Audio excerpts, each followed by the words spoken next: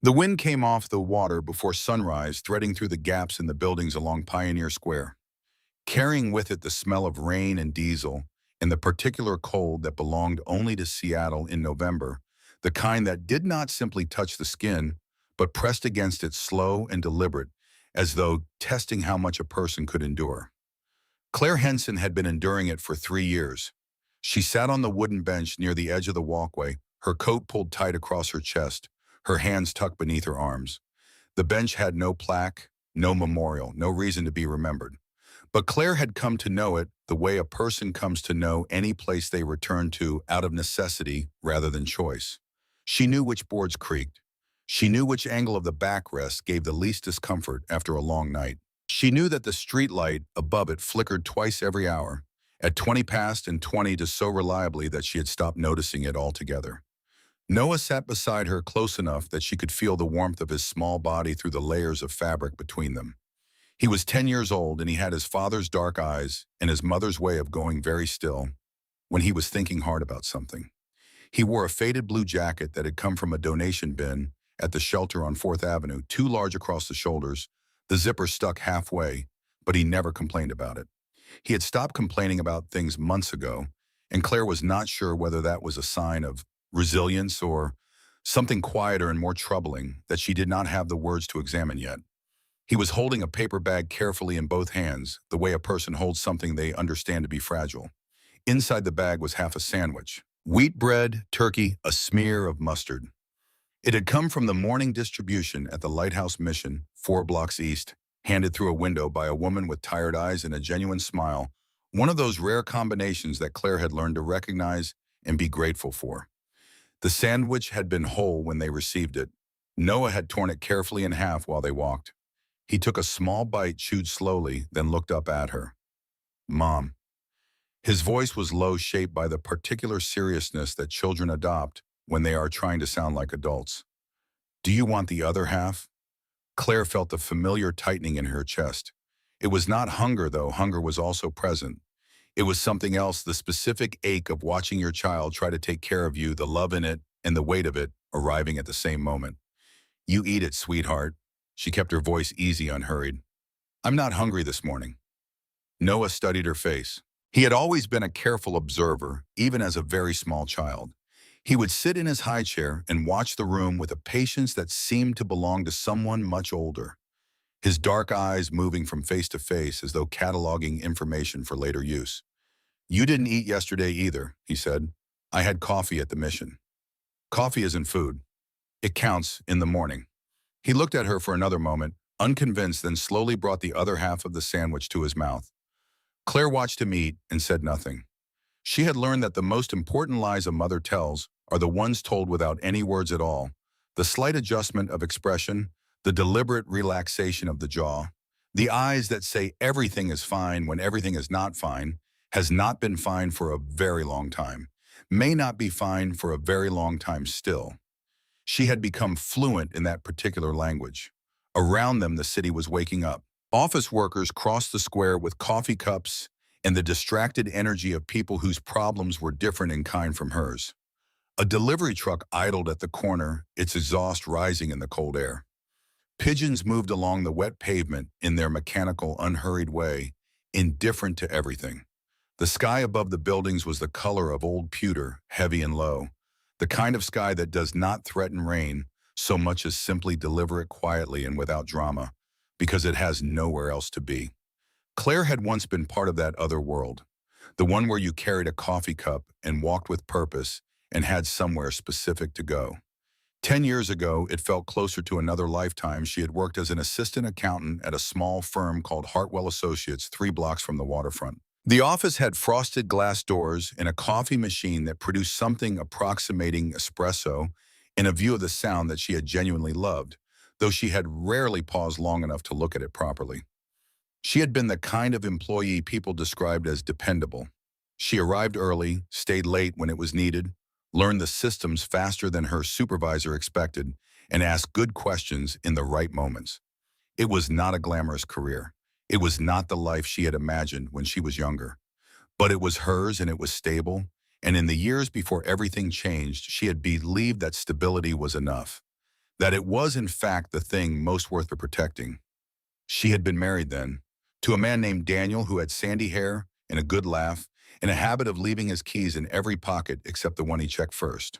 They had met at a mutual friend's birthday party in Fremont, talked for 4 hours without noticing the time, and been together from that night forward with the kind of ease that makes a person believe the whole thing was inevitable. They had rented a small apartment in Capitol Hill old building, unreliable elevator windows that fogged in winter and furnished it slowly piece by piece from secondhand stores and end-of-season sales, and it had felt like exactly the right way to build a life. Then Noah was born, and the world reorganized itself around his face. She still remembered the exact weight of him in her arms in the delivery room, the warmth of him, the specific quality of his first sound, not quite a cry, more like an announcement. Daniel had stood beside the bed with tears on his face and said in a voice she had never heard him use before or since, "He has your eyes." She had laughed and said, "That was impossible, newborns all look the same," and Daniel had said, "No, look at him. He's looking at things the way you do." She had looked, and she had understood exactly what he meant. Those first years were hard in the way that good things are sometimes hard, full of exhaustion and uncertainty and the constant low hum of responsibility, but also full of something that required no name because it was simply present evident in the smallest moments. Noah learning to walk, falling, looking up at her with an expression of pure scientific curiosity rather than distress. Noah at 3 arranging his toy cars in precise lines, and then sitting back to consider them with his head tilted to one side. Noah at 5 asking her why the sky was a different color at the edges than in the middle, and not accepting any answer that did not make complete logical sense. She had not noticed when Daniel started to change. That was the thing she had turned over most often in the 3 years since, not the ending itself, but the failure to perceive its approach. The longer hours, the new distance in his eyes at dinner, the phone calls taken in the hallway with the door pulled almost shut. She had constructed explanations. Work stress, a difficult project, the ordinary frictions of a marriage entering its middle years. She had been so committed to those explanations that she had not let herself consider the alternative until the evening Daniel sat down across from her at the kitchen table and said in the voice of someone who has rehearsed a thing too many times and made it wooden in the process, "I need to talk to you about something." She had known before he said another word. "I met someone else." 4 words. She had counted them afterward in the sleepless hours that followed. 4 words in a decade of accumulated life began the process of reorganizing itself into something she did not yet have the shape of. The divorce was civil, which meant it was still devastating, but conducted with a kind of administrative restraint that sometimes made it feel worse rather than better. Daniel moved out. His income disappeared from their shared account. Claire's salary, which had always been adequate within the context of 2 people sharing a household, became inadequate almost immediately within the context of one person managing a mortgage and childcare on their own. She worked longer hours.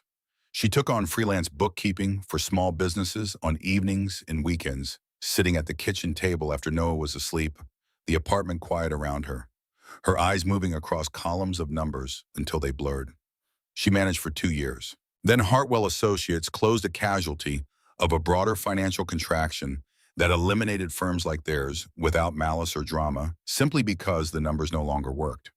She found other positions, a temporary contract here, a part-time placement there, but nothing with the stability she needed, and the gaps between grew longer. The savings she had built eroded with a speed that still felt impossible when she thought about it, as though money possessed a form of gravity that reversed itself completely under certain conditions, pulling everything downward at once.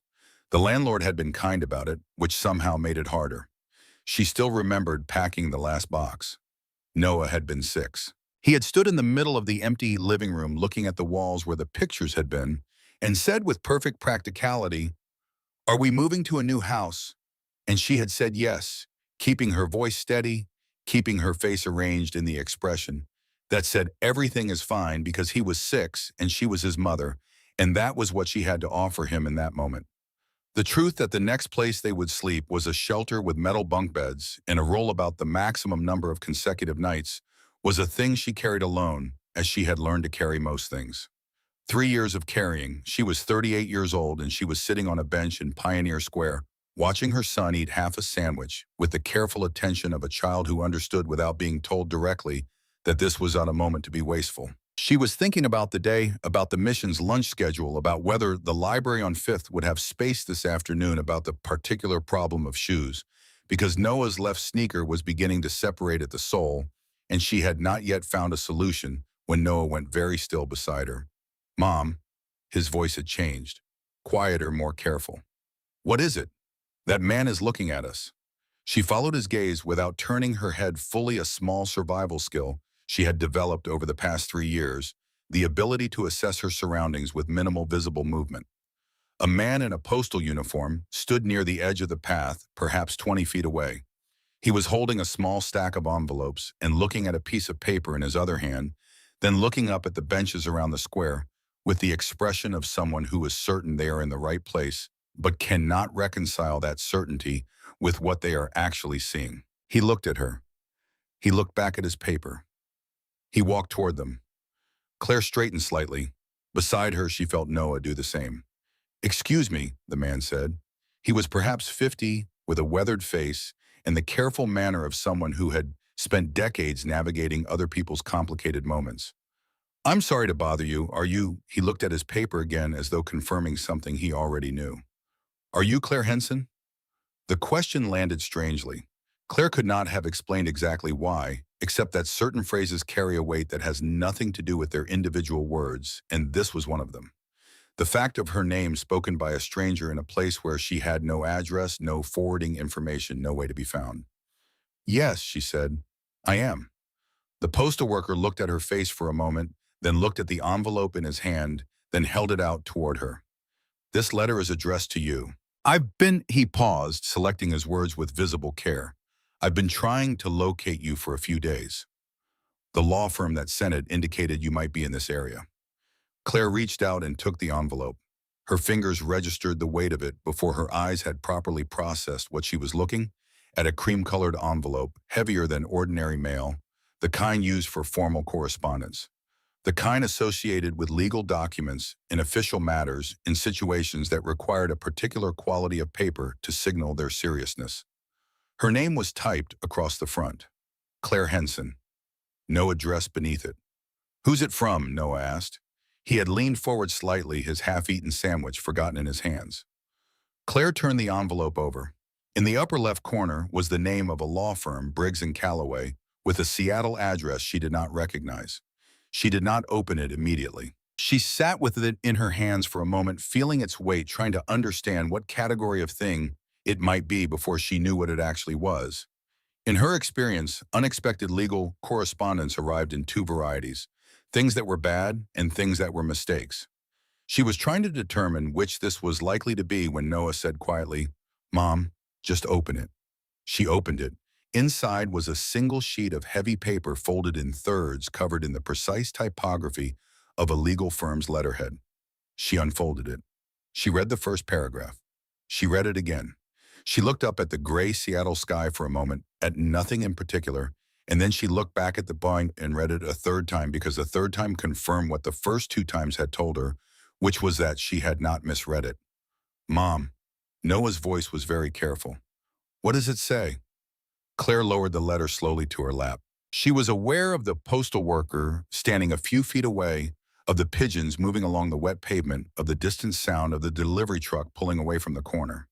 She was aware of all of it, and none of it simultaneously, the way the mind sometimes separates itself from its immediate surroundings when it needs space to process something that does not yet make complete sense. It says she began and then stopped and then started again. It says that a man named Earl Mackay passed away 2 weeks ago. She paused. It says he was my grandfather. Noah blinked.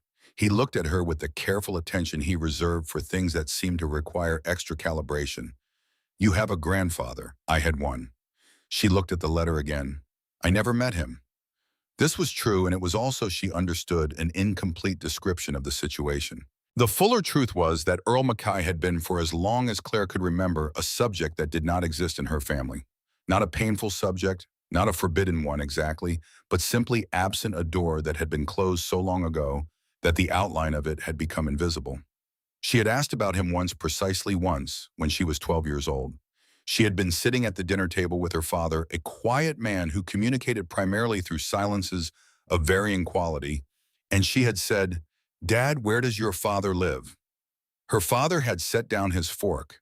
He had looked at her with an expression that was not anger exactly, but was adjacent to it, the look of a person who has organized their inner life around a particular arrangement of facts and does not welcome disruption of that arrangement. Some island, he had said. Why doesn't he ever visit? Because he chose that island over his family. A pause. That's the end of it. It had been the end of it.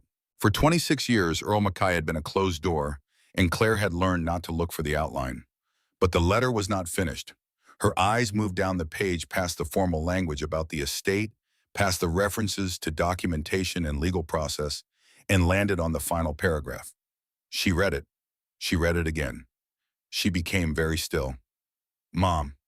Noah's voice had shifted into a different register, the one he used when he sensed that something significant was happening and did not yet know whether it was good or bad. What else does it say? Claire looked up at him. She was aware that her face was doing something she was not fully in control of, some combination of expressions that she would not have been able to name precisely, but that must have been visible to her son because he leaned forward another inch. It says, she said, keeping her voice as steady as she could manage, that in his will he left me something. What is it? She looked at the letter one more time. Then she turned it so that Noah could see the final lines, the ones she had read 3 times and still could not entirely reconcile with the bench she was sitting on, the cold air, the paper bag in her son's hands, the ordinary, impossible morning. A property, she said. Like a house. Claire shook her head slowly.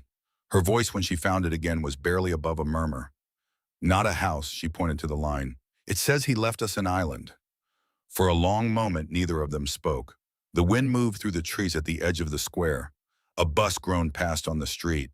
The pigeons rearranged themselves along the pavement in a pattern that meant nothing and suggested nothing, and was simply the ordinary motion of ordinary birds on an ordinary morning that had, without any warning whatsoever, become something else entirely.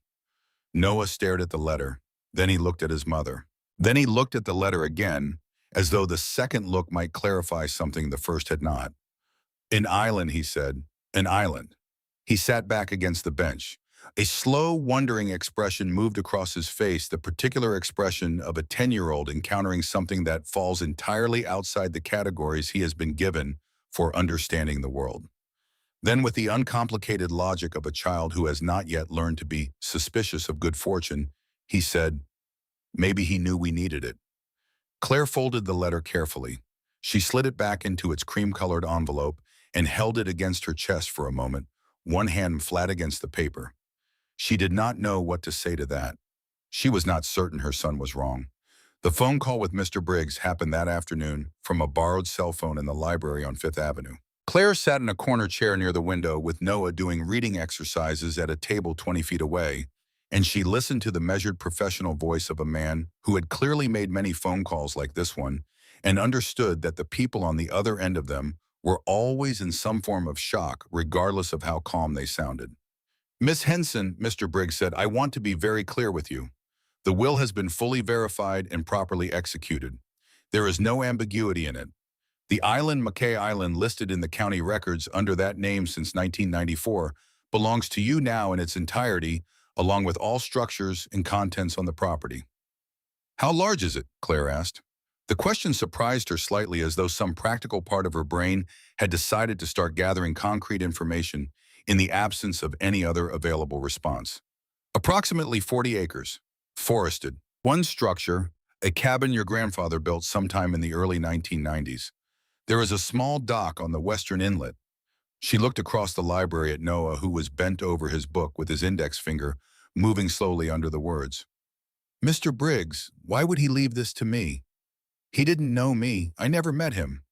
There was a pause, not a hesitation exactly, more the pause of a man who is choosing between 2 true things and selecting the one that is appropriate to share. "Miss Henson," he said carefully, "I've been handling Mr. Mackay's affairs for the past 11 years. I can tell you that he was a man who thought about things for a very long time before acting on them. The language in his will is specific. You are named directly, and the reasoning, to the extent that any client shares their reasoning with their attorney, was, another pause, deliberate. What does that mean? It means, Mr. Briggs said that he knew who you were. More than that, I can't properly say. But I think the island itself may answer some of your questions better than I can. She thought about that for a long time after the call ended. She sat in the library chair while Noah read, and she turned the sentence over in her mind the way a person turns a stone over to see what is underneath it. He knew who you were. The ferry terminal was a 40-minute bus ride north of the city on a stretch of coast where the buildings gave way to working docks, and the air tasted different, cleaner and older, at the same time weighted with salt and the particular smell of wood that has spent decades absorbing ocean weather. Claire and Noah arrived in the early morning 2 days after the letter, each carrying a single bag. The law firm had arranged temporary accommodation and logistical support, a detail that had been delivered with such professional matter-of-factness that Claire had spent considerable time afterward trying to understand how it was possible that her life, which had been entirely without logistics for 3 years, now had a firm of attorneys arranging them on her behalf. The ferry terminal was small: a dock, a covered waiting area, a hand-painted sign. 2 other passengers were waiting: an older woman with a canvas bag full of groceries, a young man with surveying equipment who looked like he had made this trip many times before. The captain was a man named Aldrich Fenn. He was perhaps 70, with the particular weathered quality of someone who has spent most of their life outdoors, in a climate that does not reward vanity, and he had the eyes of a person who notices things without necessarily commenting on them. He looked at Claire when she gave her name. Something shifted almost imperceptibly in his expression. "You're the one who inherited Earl's place," he said. It was not a question. "Yes." Fenn looked at her for another moment, then at Noah, then out at the water. "I'll take you across. Tide's good right now." He turned back to the wheelhouse. "Come aboard." The trip took just under an hour. The sound stretched wide around them, gray-green, under the low clouds interrupted by islands that rose from the water at irregular intervals. Dark shapes covered in pine, some with visible structures, most without. Noah stood at the railing for most of the crossing, watching the islands pass with the kind of concentrated attention he gave to things he was genuinely trying to understand. Claire stood beside him, one hand on the railing, and did not try to fill the silence. After perhaps 20 minutes, she made her way to the wheelhouse. Fenn glanced at her without turning fully. "You knew him?" she asked. "My grandfather. Knew of him is probably more accurate. He'd come into the terminal every month or so for supplies. Quiet man, polite, never said much about himself." A pause. Kept his own company. What did people think of him? Fenn considered this. Most folks thought he was strange, moving to an island alone, keeping himself apart. There are people around here who've done the same for perfectly ordinary reasons, wanting quiet, getting older, that kind of thing. But with Earl, there was always the sense that the solitude wasn't a preference, more like a decision. What kind of decision? Fenn was quiet for a moment, watching the water ahead. "The kind a man makes when he's carrying something," he said finally, "and he doesn't want anyone else to have to carry it with him." Claire looked at the horizon. Somewhere out there among the dark shapes rising from the water was a piece of land that now had her name attached to it. She was still trying to understand what that meant, not legally, not practically, but in the deeper sense. What it meant that a stranger who shared her blood had looked at her life from some unknown distance and decided that she was the right person to receive whatever he was leaving behind. Fenn pointed ahead and slightly to the left. "That one there." Mackay Island rose from the water at a slight angle higher than the surrounding islands, its tree line dense and dark against the pale sky. From a distance, it looked completely uninhabited, no visible structures, no cleared land, no evidence of human presence beyond the narrow wooden dock extending from a small inlet on the western shore. As they came closer, the dock became clearer, and beyond it, partly hidden by the tall pines, the outline of a structure. "There's a cabin," Noah said. "Your grandfather built it," Fenn said. He slowed the engine as they approached. "About 30 years ago by my reckoning. Before my time on this run, but I've seen it from the water plenty. Never seen the light on in all the years I've been crossing." "He lived there in the dark." Fenn almost smiled. "Didn't say that. Said I never saw the light." He brought the boat gently alongside the dock. Maybe he was just careful about what he let show. The dock creaked under their weight as they stepped onto it. The wood was old but solid, maintained, Claire realized, with more care than its weathered appearance suggested. She ran her hand along the railing as they walked toward shore. The wood had been treated recently enough that the grain was still sealed against the weather. Someone had been looking after this place. The path from the dock to the cabin was narrow and slightly overgrown at the edges, but clear in the center, the path of a person who had walked it many times and knew its every variation. The trees on either side were tall and close, the kind of forest that has been growing without interruption for a very long time, and the sound changed as they moved beneath them. The wind dropping away, the water's noise receding, the world becoming quieter and more contained. The cabin appeared gradually, the way things in deep forests often do, emerging from the background as the eye learns to separate it from the trees. It was a single-story structure built from dark timber with a covered porch and two windows facing the path. The roof had a particular quality that Claire recognized after a moment as careful maintenance, the kind of roof that looked old because it was old but had not been allowed to deteriorate past a certain point. Noah stopped on the path and looked at it. "It doesn't look abandoned," he said. "No," Claire agreed. "I thought it would." She had thought so too. When she had imagined the cabin, and she had imagined it many times over the past 2 days, lying awake in the shelter, the ceiling above her unfamiliar and low, she had pictured something nature had been reclaiming. Windows dark with grime, boards warped by seasons of neglect, the particular sadness of a place that had been stopped in time. This was not that. The windows were dusty, yes. The wood of the porch had the silver quality of weathered timber. But beside the cabin's north wall stood a woodshed, and in the woodshed, Claire could see this from the path, firewood had been stacked with the kind of precision that does not happen by accident. Log set against log, the lines level, the pieces uniformly split. Not the stack of a man who simply needed heat. The stack of a man who found order in the activity and had pursued it with attention. Noah climbed the porch steps, carefully testing each one. He turned back to look at Claire. "Should we knock?" She almost laughed. The instinct was so perfectly correct, the human reflex toward courtesy, even in circumstances where it made no logical sense. She climbed the steps beside him. "It's ours technically," she said. The word ours felt strange in her mouth. She could not remember the last time she had used it in reference to a place. She pushed the door open. The hinges moved without protest recently. Oiled, she registered automatically the kind of detail that settled into her awareness without her having to look for it. Inside the cabin was a single large room that resolved itself as her eyes adjusted: a wooden table with two chairs, a stone fireplace with a small stack of birch logs beside it, shelves along one wall filled with books and what appeared to be notebooks and binders, a narrow hallway leading to what she assumed were sleeping quarters. A large map of the surrounding coastline was pinned to the far wall with 4 tacks, its edges slightly curled. Everything was where it should be. That was the first impression. Not opulent, not comfortable in any particularly deliberate way, but arranged with intention, each object in a relationship to the others that made a kind of sense, the way things are arranged by someone who lives alone and knows where everything is and has organized the space for themselves rather than for visitors. But there was something else. Claire walked slowly to the table and placed her hand flat on the surface. The wood was cool. She lifted her palm and looked at her hand.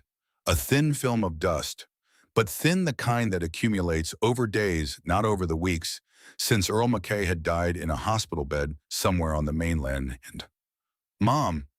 Noah was standing near the window that faced north toward the woodshed. He was looking out at something. She came to stand beside him. Through the glass, the woodshed was clearly visible. And now from this angle, she could see what had not been visible from the path, that the woodshed was not only stacked neatly at the front, but had been recently restocked. The wood at the top of the stack was paler than the wood below it. Fresh cuts, lighter color. The pale interior of timber that has not yet had time to weather to gray. Someone had been here after Earl died. Someone had stacked new wood. Noah turned to look at her. He did not say what they were both thinking, but his eyes asked the question, and she had no answer for it yet. She moved instead toward the shelves, scanning the spines of the books. Marine biology, oceanography, environmental chemistry. Texts that had the worn spine quality of books that had been read more than once, consulted and returned and consulted again. Interspersed among them were binders, dozens of them arranged chronologically by year, from what she could see running from the mid-1990s forward. And the notebooks hardbound, the same model repeated across years, filled with the kind of dense handwriting she could see through the covers where they were thinner. A man's entire working life, she thought, preserved on these shelves, organized and maintained, waiting. And then she saw the map. She walked to it. It covered a large section of the Pacific Northwest coastline, with particular detail in the areas near the San Juan Islands and the waters north toward the Canadian border. Someone, Earl, she assumed, had marked it in red pen. Small circles at irregular intervals along the coastline, each with a date written beside it in handwriting that was small and precise and absolutely legible. She was still studying the map when Noah said from across the room, "Mom, come here." He was crouching near the center of the floor, his head tilted to one side, his hand flat against one of the wooden boards.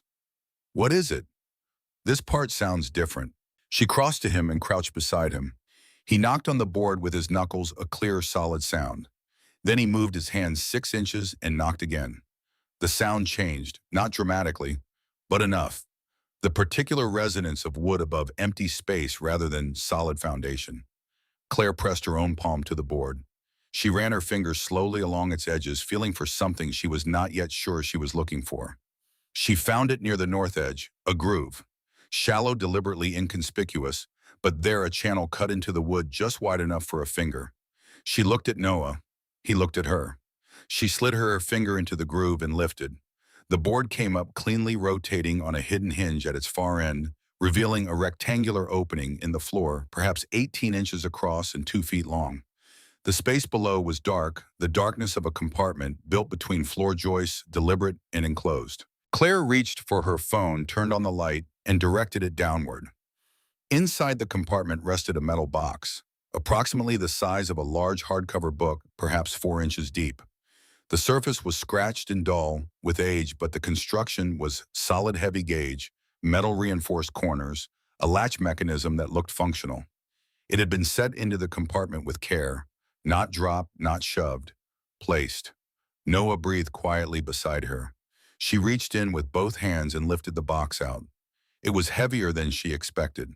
She set it on the floor between them. For a moment, neither of them moved. The cabin was absolutely still.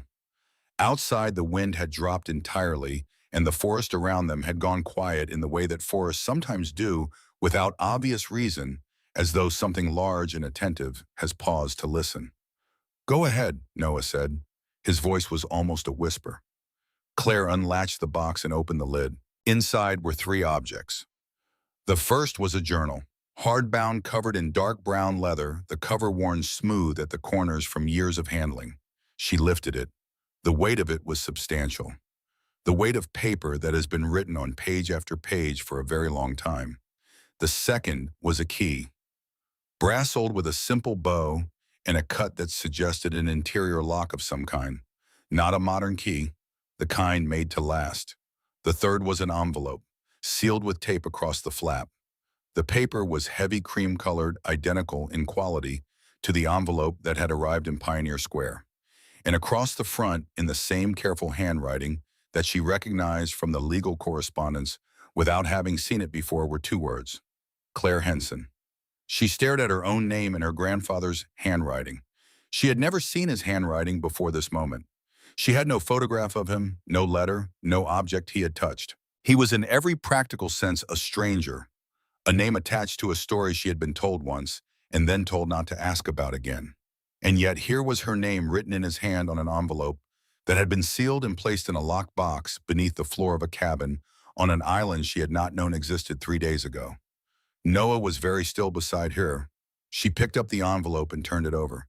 It had been sealed with tape rather than glue, a deliberate choice, she thought. A thing meant to be opened cleanly without destruction. She peeled the tape carefully and lifted the flap. Inside was a single sheet of paper folded in half. She unfolded it. The handwriting covered both sides, dense and steady, the writing of someone who had things to say and had spent a long time deciding exactly how to say them.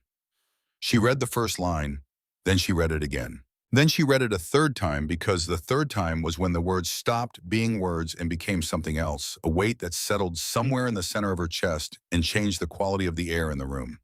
She looked up at the ceiling of the cabin. She looked at the shelves of binders and books. She looked at the map on the wall with its red circles and careful dates. She looked at the brass key lying in the open metal box. Mom. Noah's voice was the quietest she had ever heard it. What does it say? She lowered the letter to her lap and looked at her son, his dark eyes, his father's eyes, watching her with the careful patience of a child who has learned not to rush what the world is not yet ready to deliver. It says, she began, and she had to stop and press her lips together for a moment before she could continue. It says that he watched my life from a distance for years. She paused. He knew about the divorce. He knew about losing the job. He knew about... She stopped. She looked at her son. He knew about the shelter, Noah. He knew where we've been. Noah was very still. He says he stayed away to protect us. Her voice was level. She had decided in the moment she began speaking that she owed her son the truth without the weight of her own reaction added to it. He found something 30 years ago, something that powerful people wanted to stay hidden, and when he tried to bring it to light, they threatened his family. He says, she looked at the page again. He says he chose to disappear from our lives so that we would never become a target because of what he knew. Noah looked at the journal still lying in the metal box. What did he find? Claire reached for the journal. She opened it to the first page. The handwriting was the same as the letter, dense, precise, each letter formed with deliberate care. The first entry was dated 1993. It began with a single line. She read it aloud quietly to her son. Today I found something I was not looking for, and I understand now that finding it has changed the direction of my life in a way I am not yet able to fully see. She looked at the binders on the shelves. She looked at the map on the wall. She looked at the brass key in the box, and then at the shelf behind which she was becoming increasingly certain a door existed that the key was intended to open. She thought of the man who had built this place, who had stacked firewood with precision and oiled door hinges and maintained a dock and organized 30 years of careful work on shelves that had waited for her, who had known her address without having one of his own to give her, who had watched her life from a distance and concluded in whatever calculus of love and fear and hope he had been working with that she was the right person to receive what he had spent 30 years protecting.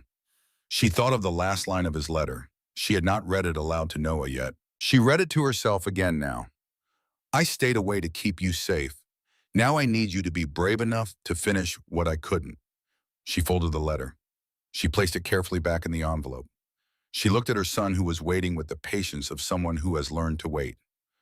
What did he leave us? Noah asked.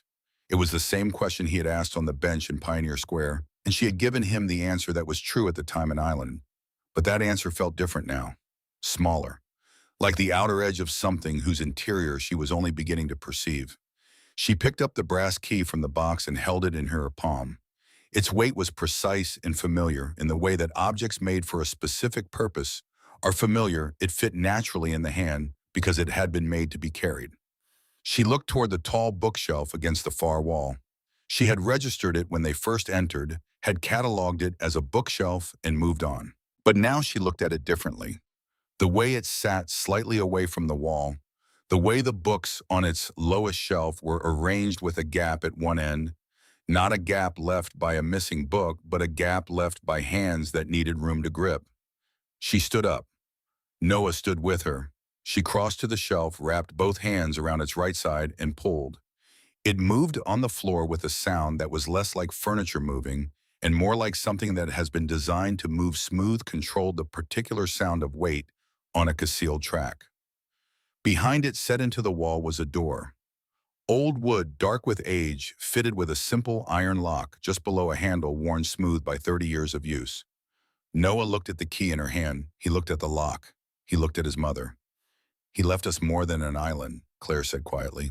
She looked at the door and at the brass key in her hand and at the binders on the shelves and at the map with its red circles, and she understood with a clarity that felt less like discovery and more like recognition that what she was standing at the edge of was not an ending. It was a beginning. The key fit the lock on the first try.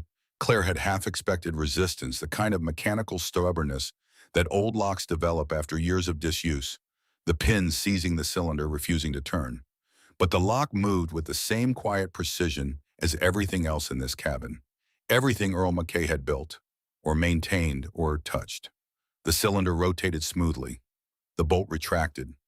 The door swung inward on hinges that made no sound at all. Behind it was a staircase, narrow wooden descending at a steep angle into darkness. The cold air that rose from below carried a particular quality, not the damp cold of a basement that has been sealed against water and losing the battle, but something drier and more deliberate. The cold of a space that had been designed to preserve.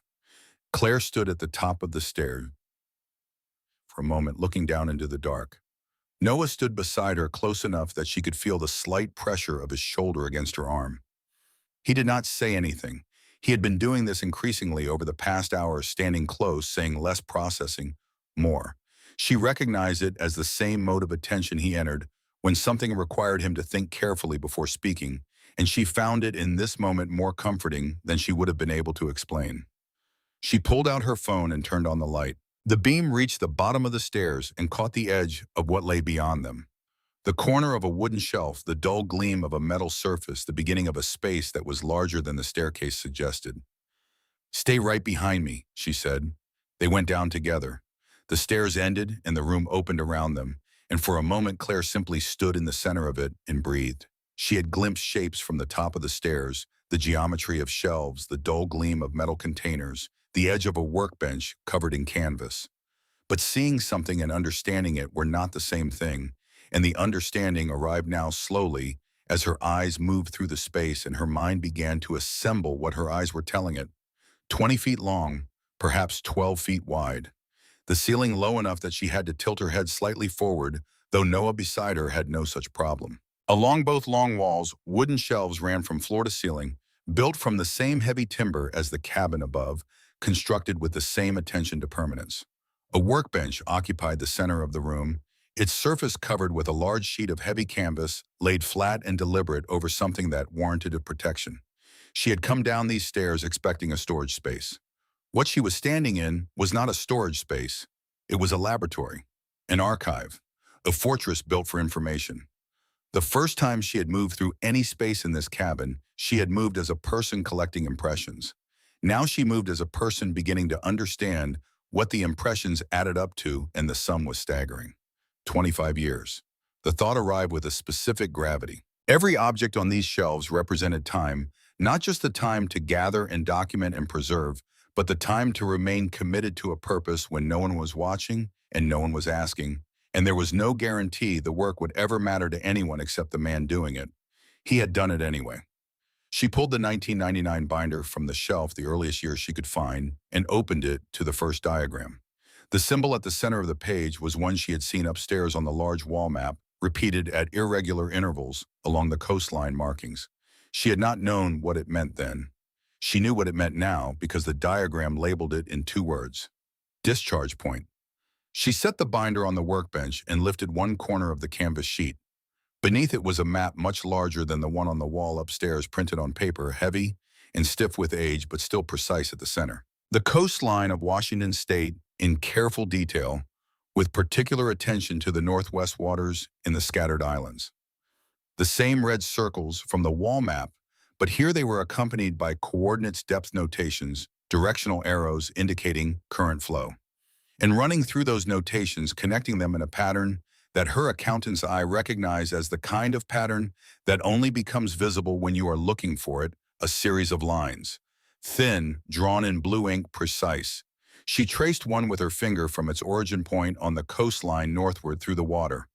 The blue lines were pipelines, underground, running from points along the coastline into the open water.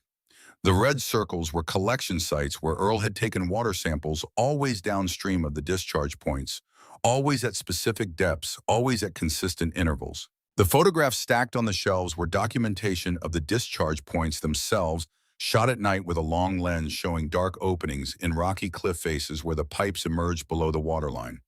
And across every document, every binder, every photograph caption, the same name repeated without variation: Northvale Maritime Corps.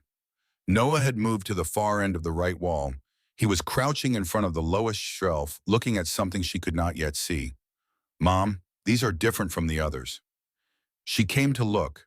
The bottles on the lowest shelf were larger than the water sample vials above them, sealed glass jars, each one containing a dark, viscous material that settled against the glass in layers of gray and brown. Each label had a location, a date, and a notation she recognized immediately from environmental chemistry, a hazard classification. These were not samples of the water that surrounded the discharge points. These were samples of the material being discharged. She stood up slowly. The shape of what Earl Mackay had spent 25 years building was fully visible to her now, the way a picture becomes visible when you find the correct distance from it. Every sample dated and located. Every discharge point photographed at multiple intervals across multiple seasons and years. Every financial document cross-referenced with the physical evidence. He had not simply collected evidence, he had built a case. A complete documented cross-referenced case of the kind that a regulatory agency or a federal prosecutor could pick up and use without gathering a single additional piece of evidence. She pressed her hand flat against the workbench. The wood was solid under her palm. She was beginning to understand something deeper than the legal dimensions of what was in this room. She was beginning to understand why Earl Mackay had chosen the island not as an aesthetic, not as a retreat, but as the only available fortress. Because if he had stayed in the world, he had come from connected and visible, and present the company that had silenced him would have had instruments to use against him. His son, his daughter-in-law, the grandchild he had not yet met. Her father had said it as condemnation 26 years ago at a dinner table. He chose that island over his family. He had not chosen it over them. He had chosen it for them. She turned to look at Noah, who was sitting cross-legged on the floor of the underground room, turning one of the sealed water sample vials slowly in his hands, studying the label. "Noah," he looked up. "Your great-grandfather chose this island to protect us," she said, "not to leave us." Noah looked at her for a long moment. Then he looked at the vial in his hands. Then he looked at the rows of binders and the stacks of photographs and the hard drives on their bracket. "He protected all of this too," he said. "Yes, for us to find, for someone to find." She picked up the journal from where she had set it on the bottom stair. He said in his letter that he hoped the right person would find it. He hoped it would be me, but I think even if it hadn't been, even if the will had gone to someone else, or the letter had never reached me, this room would still be here. He would have found another way. Noah considered this with the seriousness it deserved. He sounds like someone who didn't give up. "No," Claire agreed quietly. "He doesn't." She was still holding the journal when she heard the sound from above. It came from outside the cabin, a low, even mechanical sound that did not belong to the forest or the water. She met Noah's eyes. He had heard it too. "Stay here," she said. She climbed the stairs quickly and crossed the cabin to the north-facing window. Through the dusty glass, a boat was turning into the inlet with the practiced ease of someone who had navigated it before. Not the ferry. This vessel was smaller and faster, its hull, a dark gray that made it look deliberate against the green-gray water. Two figures stood in it, dressed in a way that was incongruous with the island, dark coats, upright posture, the bearing of people who operated primarily indoors. She went back to the staircase door, pulled it closed, turned the brass key in the lock, and slid the bookshelf back into position with the same controlled movement she had used to open it. Then she set the journal on the table with a casualness she did not feel and went to stand near the fireplace. The knock at the door was 3 beats. Even unhurried, she opened it. The man on the porch was perhaps 55, with silver hair worn short and a face arranged through long practice into an expression of professional warmth. Behind him stood a second man, shorter, darker, wearing an expression that was not warm and had apparently never tried to be. He stood slightly back, the positioning of someone who is there to observe rather than participate. "Miss Henson," the first man said, "I hope we're not disturbing you." "You are," Claire said pleasantly, "but go ahead." Something moved in the man's eyes, a brief recalibration quickly concealed. "My name is Victor Holbrook. This is my associate, Roy Decker. We represent certain interests connected to this island and the surrounding area." She stepped back from the door. Having them inside was better than leaving them on the porch. Holbrook entered first. His eyes moved across the room with the economy of a person accustomed to assessing spaces quickly. He looked at the shelves of books. He looked at the map on the wall. He looked at the journal on the table. And at that last object, something shifted in his expression. Barely. A quarter second of attention before he looked away. He had recognized it. Decker came in behind him and stood near the door. He did not look at the room. He looked at Claire and then at Noah, who had positioned himself beside the fireplace. "What interests?" Claire said. Holbrook turned from the shelves with an easy gesture. "I represent a private investment group interested in this section of the coastline. When we learned the Mackay property had passed to a new owner, we felt it was worth reaching out." He reached into his coat pocket and removed a folded document. "We'd like to make you an offer for the island." Claire took it. She unfolded it. She read the number at the center of the page. It was a large number. Large enough that for a fraction of a second her brain did the thing it had been doing for 3 years, running calculations, converting figures into months of housing, weeks of food, Noah's shoes, and his winter coat. The number on the page could end all of that. She folded the document carefully. "Wow," she said. He tilted his head slightly. "I beg your pardon. Why this island? There are dozens of islands in this area with better infrastructure. Why are you interested in 40 acres of forest with a 30-year-old cabin?" Holbrook's smile remained in place. "Location, potential. The surrounding waters have developmental value that isn't immediately obvious." "I've just arrived," she said. She handed the document back. "I haven't had a chance to explore the property. I'm not in a position to make any decisions." Holbrook took the document. "Of course, take the time you need." He tucked it back into his coat. "But I would encourage you to consider your situation carefully, Miss Henson.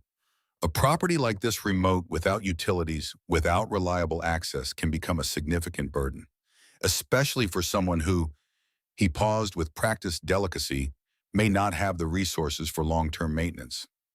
"I appreciate your concern," she said. Decker spoke for the first time. His voice was lower than Holbrook's without warmth. "You should understand something about this island, Miss Henson. Properties with complicated histories have a way of becoming complicated problems. Sometimes the simplest solution is the cleanest one." Noah, from his position beside the fireplace, said clearly, "What does that mean?"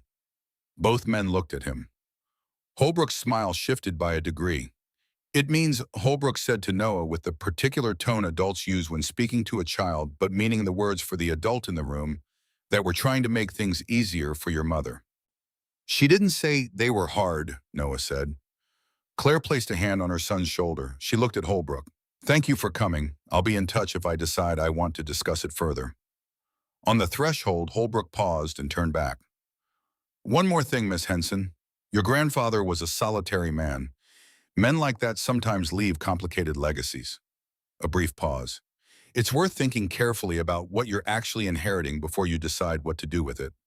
He stepped out. The door closed. Claire stood without moving until she heard the boat engine start below on the inlet. She crossed to the window and watched the gray vessel pull away, turn in the water, and move back out into the sound. Noah came to stand beside her, and "They knew about the journal," he said. She looked at him. "What makes you say that?" The way he looked at it when he came in, like he was checking whether it was still there. She had noticed the same thing. "How did they know we were here?" Noah asked. It was the right question. The answer, and she was beginning to construct it, was not reassuring. She picked up the journal and turned to the section dated 1997 and 1998, the period just before Earl had come to the island. She found the entry dated October of that year, written in a hand slightly less controlled than the earlier entries, still precise but with a pressure behind the pen that the earlier entries lacked. She read the relevant section aloud to Noah. "I reported the discharge evidence to the regional office in September. The case was assigned to a federal investigator named Decker. I provided him with the full set of samples and documentation I had gathered over the previous 5 years.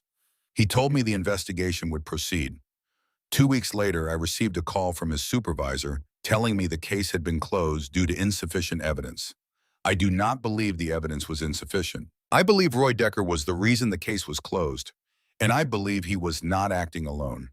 The following week, a man came to my house not to threaten me, he was too careful for that, but to make clear in specific terms what would happen to my work, my reputation, and the people connected to me if I continued pursuing the matter through official channels."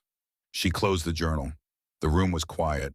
The island had returned to its particular stillness, the wind in the pines, the water on the rocks. Decker, Noah said. That's the same person who was just here. Yes. He's the one who closed the case. Yes. Noah looked at the bookshelf against the far wall, the outline of the door behind it, at the room beneath it. So they knew about Grandpa's work all along, he said slowly, and they knew that if someone found it, it would be dangerous for them. Claire set the journal down. Yes. And now they know you're here. Yes. Noah thought about this for a long moment. Then he said with a practicality that reminded her uncomfortably of herself, then we need to make sure the evidence isn't only here. She looked at her son. He was 10 years old, working through the logical implications of a situation that would have been overwhelming to most adults, arriving at the correct conclusion with the same calm efficiency he brought to everything he decided deserved his full attention. Yes, she said, we do.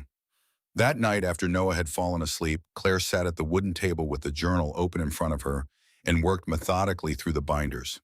She went through them one by one, not reading every page, but reading enough to understand the architecture of what Earl had built.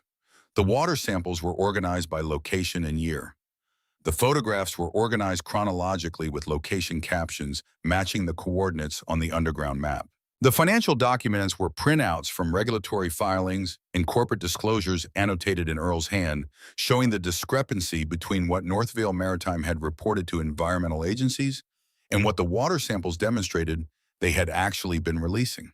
It was meticulous, it was comprehensive, and it was in the specific legal sense that mattered airtight. She worked until past midnight. Then she closed the last binder and sat for a moment in the quiet of the cabin. The fire burned down to coals. She thought about Victor Holbrook's face when he looked at the journal. She thought about Roy Decker's voice saying some things are better left buried. She thought about her grandfather at this same table working through these same documents, 30 years of nights, alone on this island, with no one to share the weight of what he knew. She thought about what he had written in his letter. I stayed away to keep you safe. Now I need you to be brave enough to finish what I couldn't. She understood now that this was the quality Earl had seen in her, not from birth, not from blood alone, but from what she had become in the years of losing things and refusing to be defined entirely by the loss. The quality that her grandfather had named in his letter with a word she had not used about herself in a very long time. Courage. She picked up the satellite phone she had found among Earl's equipment. It was old but functional, the kind used by researchers in areas without cell coverage. She turned it on.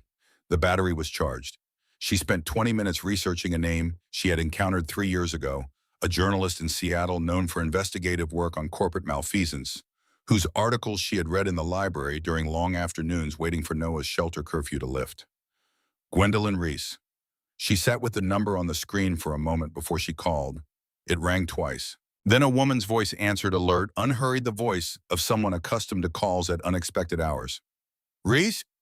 Claire looked at the window. Outside, the dark water of the Sound caught the last light from a gap in the clouds, turning silver for a moment before the clouds closed again.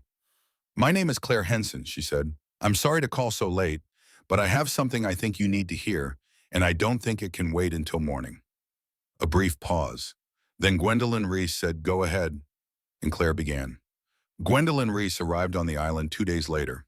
She came on the morning ferry with Aldrich Fenn, standing at the bow with a canvas bag over one shoulder and a weatherproof case in her other hand, her gray hair pulled back against the wind off the water. She was perhaps 60, with the particular quality of someone who had spent decades in rooms where powerful people said things they later wished they had not said and had learned to carry that accumulation without being visibly weighted by it.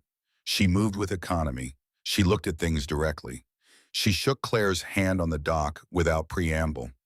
You sounded certain on the phone, she said. In my experience, people who are certain at midnight are either deluded or correct. I drove to the terminal at 5 this morning to find out which. And, Claire said.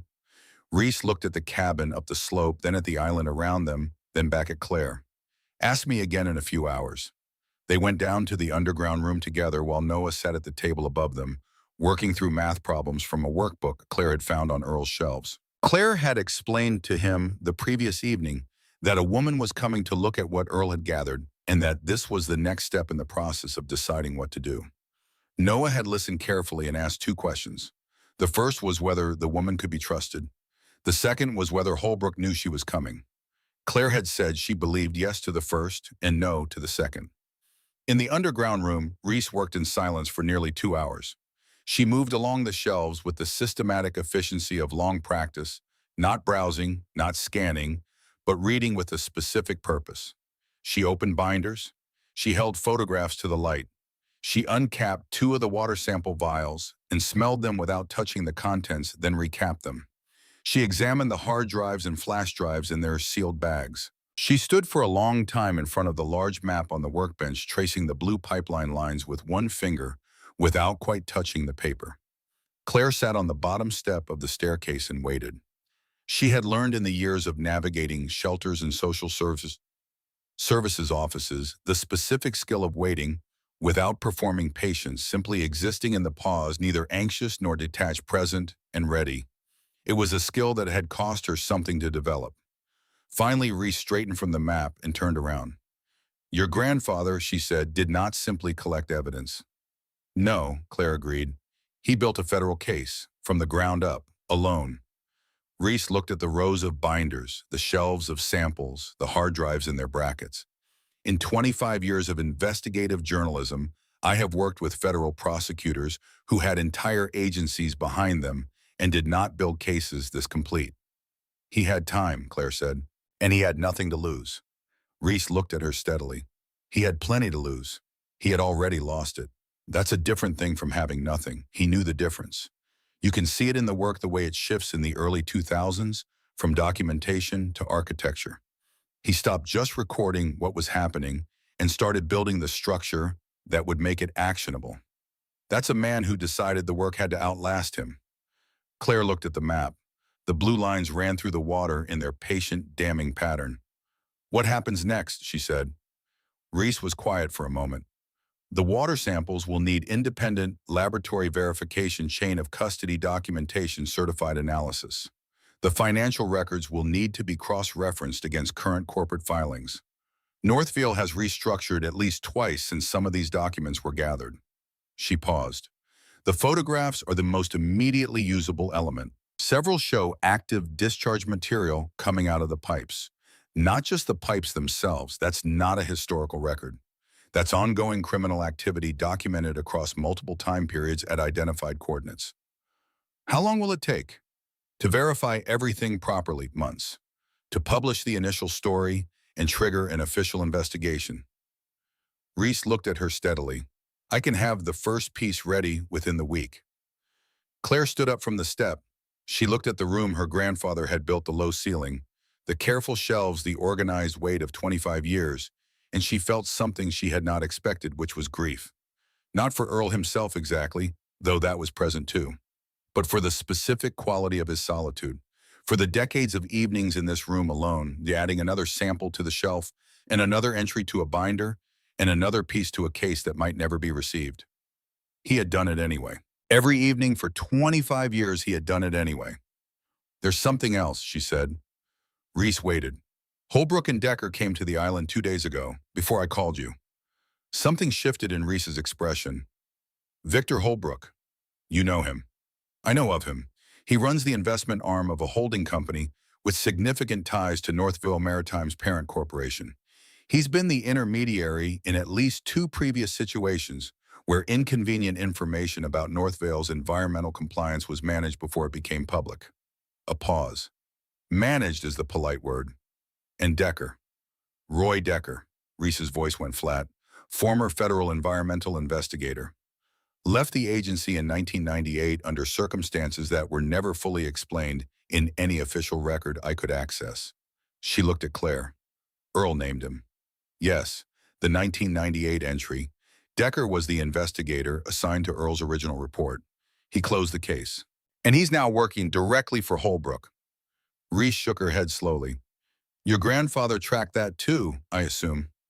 "He writes about it in the later entries, tracking Decker's movements after he left the agency, finding references to him in corporate security documentation obtained through Freedom of Information requests." Reese absorbed this. They came to buy the island. They came with a number that was too large for the property and too small for what they were actually trying to acquire. Which means they know this room exists. They know something exists. Holbrook looked at the journal when he came inside. The way you look at something you've been told about and are confirming is still there. Claire paused. Decker told me some things are better left buried. They'll come back, Reese said. I know, with more leverage and less patience. I know that too. Reese looked at her for a long moment, the direct assessing look of someone measuring not capability, but disposition. Not whether a person can do something, but whether they have made the decision to do it completely and without reservation in a way that will hold when circumstances make holding difficult. You've already decided, Reese said. It was not a question. The night I called you. Reese nodded once. Then we need to move quickly. The moment I publish the legal situation changes, they can threaten you, but they cannot suppress the story, and the regulatory agencies will be required to respond officially. The window where they have the option of making this disappear quietly closes permanently. How do we handle the data? Tonight, we copy everything, every hard drive, every flash drive, every photograph. I have a secure off-site server. You keep one complete copy here. We transmit another tonight, and I take the physical drives when I leave. We send a third copy to a lawyer I trust not for publication, just for preservation. 3 independent locations. She paused. After tonight, there is no single point of failure. Claire thought of Noah upstairs drawing his careful map of the island. She thought of him saying in his matter-of-fact way, then we need to make sure the evidence isn't only here. All right, she said, tonight. There's one more thing first. Reese reached into her canvas bag and produced a manila folder. I found something in the 2003 binders this afternoon. She opened the folder on the workbench. Inside was a printed document, a corporate filing with sections highlighted in yellow marker. Beside it in Earl's handwriting was a 2-page annotation connecting specific line items in the filing to specific entries in his sampling data. In 2003, Reese said North Vale Maritime applied for and received a coastal development permit from the State Environmental Agency. The permit was for a marine research and habitat restoration facility. It was approved by a reviewing panel that included 2 individuals with documented ties to North Vale's parent corporation. Claire looked at the highlighted sections. The permit gave them legal cover. It gave them a document they could point to in the event of any inquiry. The actual discharge activity continued and is documented in Earl's samples for every year after 2003. But the permit created a layer of official approval that would have made any straightforward prosecution significantly more difficult. Reese paused. Earl knew about the permit. He annotated it the year it was issued. And then he spent the next 20 years building documentation specifically designed to demonstrate that the permit was obtained through a process that was itself compromised. Claire looked at the annotation in her grandfather's hand, the careful connection of one piece to another, the patient architecture of an argument that accounted for every defense that would eventually be raised against it. He had known they would use the permit. He had built the case around it. She was about to step back from the workbench when something at the far end of the lowest shelf caught her attention, a section that did not align with the shelves above it. The wood at the back was set slightly forward by perhaps an inch in a way that would be invisible unless you were looking at the shelf from below and at a specific angle. She crouched. She ran her hand along the underside of the shelf board. She felt it after a moment a catch, small, spring-loaded recessed into the wood with the same deliberate invisibility as the groove in the floorboard upstairs. She pressed it. A narrow panel swung inward. Reese stepped forward and directed her phone light into the opening. Inside was a single document, a large folded sheet laminated against moisture, its folds worn from years of being opened and carefully refolded. Claire spread it on the workbench beside the pipeline map. It was a map, but not like the others. This one showed the underwater geography of the sound in precise technical detail, depths, current patterns, substrate composition at specific coordinates. And overlaid on it in red were coordinates marked with pipe diameter measurements and flow rate notations. Not just the discharge points, the exact GPS coordinates of every pipe in the system with the engineering specifications needed to locate them precisely. A map detailed enough that a recovery team could find every pipe without any additional research, without any additional anything. Earl had not just documented the crime across 25 years of careful work. He had drawn the map for the people who would clean it up. Reese looked at it for a long time without speaking. He thought of everything, Claire said quietly. He didn't leave anything to chance. Reese agreed. He couldn't afford to. She straightened. This changes the scale of the remediation that becomes possible. This isn't just a prosecution.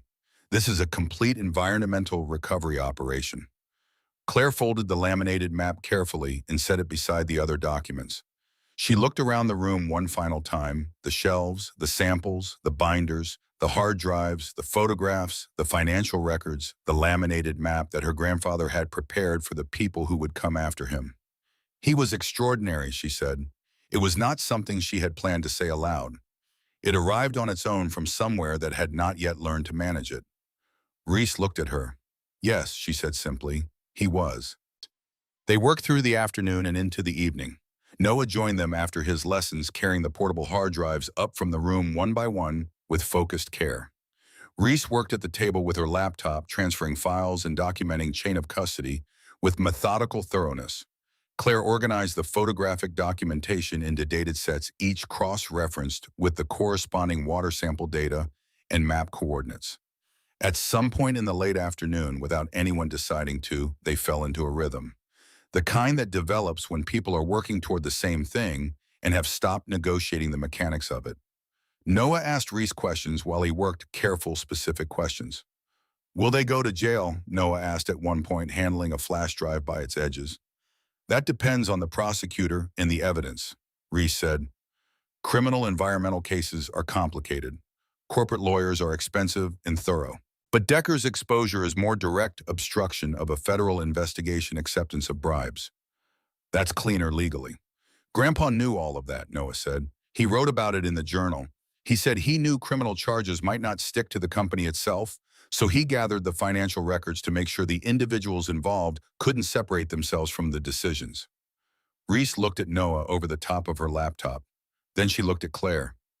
He's been reading the journal, Claire said. All of it, Reese asked him. Most of it. The early parts are hard because of the science terminology, but the later parts are clearer.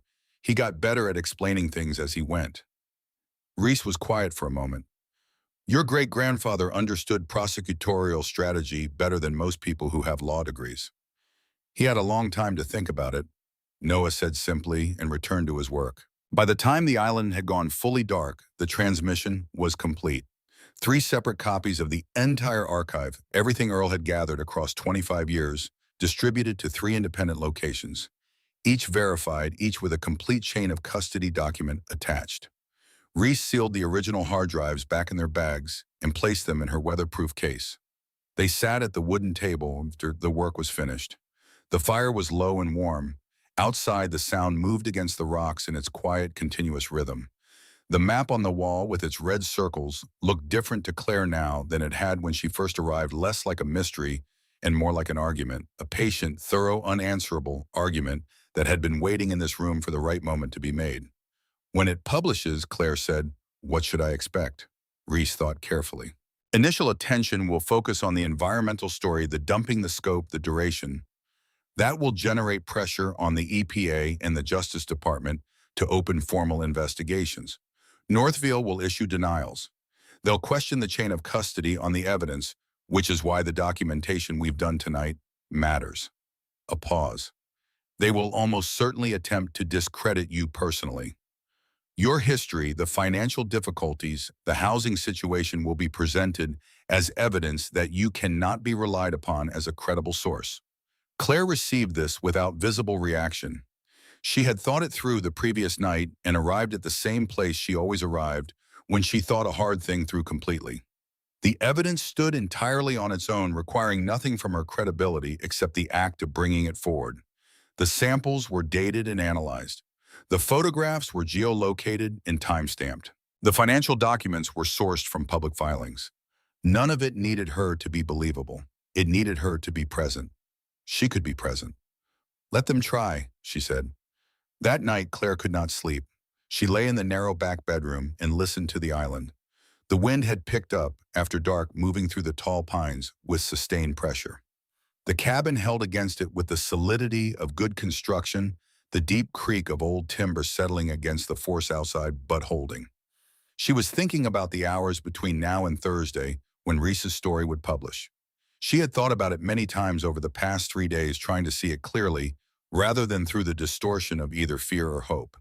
She had spent 3 years becoming very good at seeing things clearly. What was actually in front of her, assessed accurately, was this. She was 38 years old. She had a child who was 10 years old and who had demonstrated in the past week a capacity for calm and courage that exceeded most adults she had known.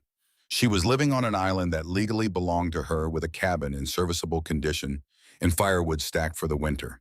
She had in her possession, in this room and in two other secured locations, 25 years of documented evidence of environmental crimes that had caused measurable damage to a section of coastline she could see from her front porch. And she had a grandfather she had never met, who had watched her life from a distance and concluded that she was the right person to receive the thing he had spent his second lifetime building. That was what was in front of her. She fell asleep before midnight for the first time in longer than she could accurately remember, without the specific low-grade anxiety that had been her companion every night for 3 years. Reese left on the morning ferry. She and Claire stood on the dock while Fenn idled the engine. "The first piece will publish Thursday," Reese said. Her face was its usual composed, direct expression, but there was something underneath it that Claire recognized, the particular energy of a journalist who has found the thing they have been looking for and is moving toward the moment of it with controlled urgency. "Will you call me before it goes live?" "The night before." Reese paused. "Claire, what you're doing is right. I want to say that plainly because in the weeks ahead, there will be many voices saying many things, and I want you to have heard it said plainly at least once." Claire looked at the water.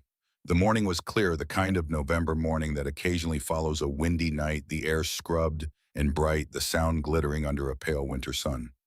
"He said it," she said, "in his letter. He said it would require courage. I think he was telling me he believed I had it." "He was right," Reese said. She stepped onto the ferry. Fenn eased the engine into gear. The boat pulled slowly away from the dock, and Claire stood and watched it go, until it was a dark shape against the bright water, and then nothing at all. Noah appeared at her shoulder. He had been standing at the top of the path, watching. "Is she going to publish it?" he asked. "Thursday." Noah nodded. He looked out at the water where the ferry had been. "What do we do until then?" "We get ready." "Ready for what?" Claire looked back up the slope at the cabin, at the dark timber, and the covered porch, and the woodshed with its careful stacks of split pine, at the island that had been for 30 years a refuge and a hidden archive, and the outpost of a solitary patient war.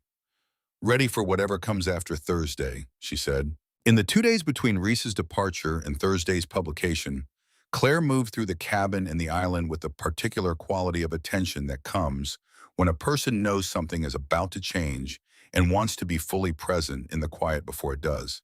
She repaired a loose board on the dock. She organized the cabin's kitchen, finding Earl's stored provisions, canned goods arranged by category, dried beans in labeled containers, everything inventoried with the same care he brought to his scientific records. She discovered in a drawer she had not yet opened a collection of hand-drawn maps of the island itself, the tree line, the rocky shore, the path to the dock, the small clearing on the east side where the pines thinned enough to see the open sound. Not maps for navigation, maps drawn by someone who wanted to know a place precisely. She found in the same drawer a single photograph. It was old, the paper slightly yellowed at the edges, the image slightly faded at the margins, the way photographs fade when they are handled over many years. It showed a man perhaps 45 years old standing on a dock she recognized as the dock below. He was looking at the camera with an expression she could not immediately categorize. Not quite happy, not quite sad, occupying some more complex territory between the two. He had her father's jaw. He had, she realized after a moment, her own eyes. She turned the photograph over. On the back in pencil, faint but legible, Earl Mackay, August 2001. She sat with it for a long time. Noah found her at the table. He looked at the photograph, then at her face. "Is that him?" he asked. "Yes." Noah studied the image with care. "He looks like someone who's thinking about something far away." "Yes," Claire said. "I think he was always thinking about something far away." On the evening of the second day, Wednesday, Claire was standing at the north window with a cup of coffee when she saw the boat. It came from the west, running with navigation lights that caught the surface of the water in small, moving arcs. Not gray this time, white, larger. It came into the inlet with a directness that was different from the first visit, the directness of a final move rather than an opening one. She set her coffee down. Noah, her voice was level, go to the back room, take your book, stay there until I come for you. He read her face and went without a word. She heard the boat tie up at the dock. She heard footsteps on the path more than two sets. She stood in the center of the cabin and looked at the room. The map on the wall, the shelves of books, the table, the bookshelf against the far wall with its concealed door and the locked room beneath. The room was the same. The evidence was not only in it anymore. The knock at the door was heavier than the first time, the knock of someone who has decided not to perform patience. She opened it. Holbrook was there as she had expected. His coat was the same expensive dark wool. His face was not the same. The professional warmth was entirely gone. What remained was more honest, the face of a man who has moved past the phase of the process where pleasantness is useful.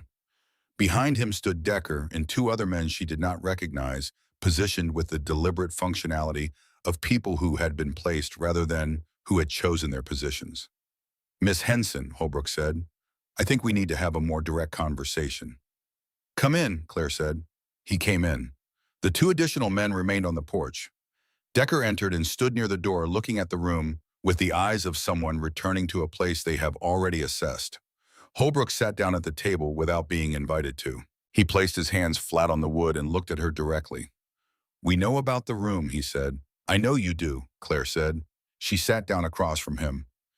Something moved in his face, a brief recalibration. He had expected more from that opening. Then you understand why we need access to what's in it. I understand why you want access to what's in it. Those aren't the same thing. Holbrook looked at his hands for a moment. When he looked up, the last residue of performance was gone. Miss Henson, the material your grandfather gathered represents a significant legal and financial liability for a number of people. Some of those people have resources that you do not have. Resources that can be applied to your situation in ways that are helpful or in ways that are not helpful, depending entirely on the decisions you make in the next few minutes. Is that a threat? Claire said. It's a description of reality. Your reality, she said, not mine. Decker moved slightly from his position near the door. Claire did not look at him. She kept her eyes on Holbrook. The evidence in that room, Holbrook said carefully, cannot be verified without a proper chain of custody. Your grandfather was not a licensed environmental investigator. His methods were not conducted under regulatory supervision. Any competent legal team would have that material excluded from proceedings before the first hearing. That's an interesting argument, Claire said. You should make it to Gwendolyn Reese. The name landed in the room with the weight she had intended, the specific quality of something that cannot be unsaid. Holbrook went very still. She was here 2 days ago, Claire said. She spent 8 hours in the room.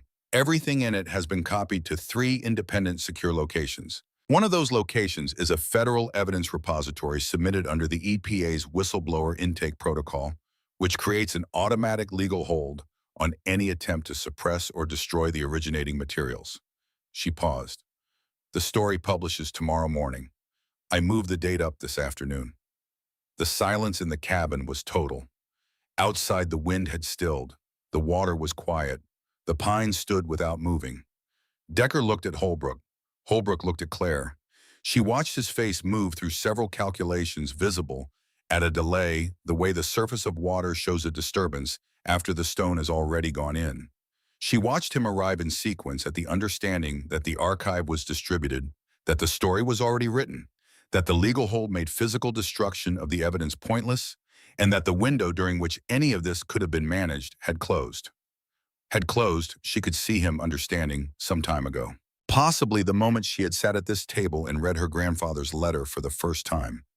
Holbrook stood up from the table. He straightened his coat. He looked at the room, at the shelves, at the map, at the journal on the table. The look of a man saying goodbye to something he had spent a long time trying to acquire and had finally understood he would never have. Miss Henson, he said. His voice was controlled and empty. Mr. Holbrook, she said. He walked to the door. Decker followed. On the threshold, Holbrook paused with his hand on the frame and she watched him consider and discard several things he might have said. In the end, he said nothing. The door closed behind them. She listened to the footsteps on the path. She listened to the dock creak under their weight. She listened to the boat engine start lower and slower this time, without urgency, the sound of retreat rather than arrival. She sat at the table and listened to the engine noise diminish across the water until the island was quiet again, and then she went to the hallway. "Noah, you can come out." He appeared in the doorway, his book in one hand, his face asking all the questions he was not yet asking aloud. "They're gone," she said. "Are they coming back?" She thought about this with the accuracy she had spent 3 years developing. About Holbrook's face when she named Reese. About the specific quality of the silence that followed. About the door closing without a final word. "No," she said, "I don't think they are." The story published at 6 the next morning. Claire read it at the table with her first cup of coffee, the phone propped against Earl's journal, Noah still asleep in the back room. Reese had written it with the precision and force of someone who had been waiting a long time for the material to match the story she knew was there. The headline was clean and direct. The evidence was laid out in a structure that moved from the concrete, the samples, the photographs, the documented discharge events, to the financial. And from the financial to the human, and from the human to the personal, and at the center of the personal was Earl Mackay, 30 years on an island building, an archive that no one had asked him to build, and no one had known he was building. And at the end of the story was Claire. Not the story she had been living for 3 years, not the park bench, not the shelter, not the 3-year erosion of everything she had built. Reese had asked her permission to include those things, and she had given it because accuracy was accuracy, and the full picture was the full picture, and the specific quality of what her grandfather had done, watching her life choosing her. Despite it choosing her because of it, required the full picture to make its complete sense. What Reese had written was a woman who had lost everything, found an island and finished a war. Noah read it over her shoulder when he woke up standing behind her chair in his socks, with his hair uncombed, his finger tracing the lines of text with the same patient attention he brought to everything. When he finished, he stood in silence for a moment. Then he said, "Grandpa would like this." "Yes," Claire said, "I think he would."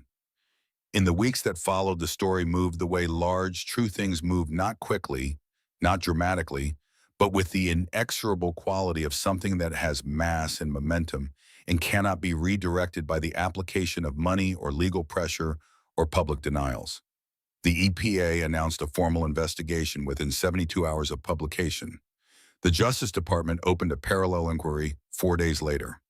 Northvale Maritime's stock declined sharply and continued declining. 3 former employees contacted Reese independently with corroborating information they had been holding for years, waiting for a moment when it was safe to let it go. Roy Decker retained a criminal defense attorney within a week. Victor Holbrook released a statement through corporate counsel that contained the word transparency 11 times and the word accountability 9 times and no specific admissions of any kind. Claire gave one interview. She sat across from a reporter in a room in Seattle and answered questions for 40 minutes, and she did it with the accuracy and directness that 3 years of losing everything had made possible. And when the reporter asked her at the end whether she felt vindicated, she thought about the word carefully before she answered. "I feel like something that was true for a long time is now visible," she said. "That's different from vindication. Vindication is personal. This is bigger than personal." The reporter nodded. "What will you do with the island?" Claire thought about the question. She thought about what it had been: a refuge, a hiding place, the outpost of a solitary war.